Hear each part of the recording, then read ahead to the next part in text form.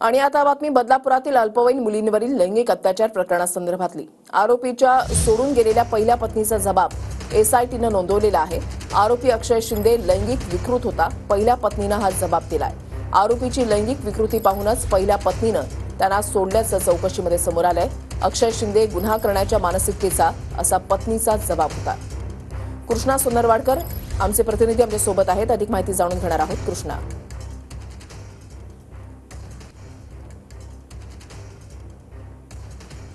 शिंदेच्या ज्या 3 पत्नी आहेत त्यांचा जबाब नोंदवण्याचं काम मागच्या काही दिवसापासून करते आहे आणि पहिली पत्नी जी त्याला सोडून गेलेली होती तिचा जबाब एसआयटीनं नोंदवलेला आहे की पालघर जिल्ह्यात काही कुठेतरी राहत असल्याचं सुद्धा समोर आलेलं आहे आणि तिने दिलेल्या जबाबानुसार आरोपी अक्षय शिंदे हा लैंगिक विकृत असल्याचं सुद्धा तिनं स्टेटमेंट जे आहे ते रेकॉर्ड केलेलं आहे। कारण जेव्हा त्यांचं लग्न झालेलं होतं त्यावेळी पहिल्या काही दिवसातच ती सोडून गेलेली होती, मात्र त्याच्या विकृततेमुळेच ती सोडून गेल्याचं सुद्धा म्हटलेलं आहे। शिवाय आरोपीची मानसिकता पाहता तो हे कृत्य करू शकतो असे स्टेटमेंट तिने दिलेलं आहे। त्यामुळं त्या सगळ्या प्रकरणाच्या तपासामध्ये हा एक महत्त्वाचा दुवा पोलिसांच्या आता एसआयटीच्या हाती लागलेला आहे, जो कोर्टामध्ये ज्यावेळी खटला चालेल त्यावेळी हे मुद्दे कोर्टासमोर ठेवले जातील। कारण पहिल्या 2 पत्नी सोडून जाण्याचं कारण बहुधा तेच असावं असं एसआयटीचा आता प्राथमिक निष्कर्ष जो आहे तो निघालेला आहे। मात्र सध्याची तिसरी पत्नी ही प्रेग्नेंट आहे आणि ती त्याच्या मागच्या काही दिवसापूर्वी सोबत होती, तिचाही जबाब जो आहे तो एसआयटीनं नोंदवलेला आहे। मात्र पहिल्या 2 पत्नींचा जबाब नोंदवलेला तो पाहता आरोपी हा लैंगिकतेच्या बाबतीमध्ये विकृत असल्याचं सुद्धा एसआयटीच्या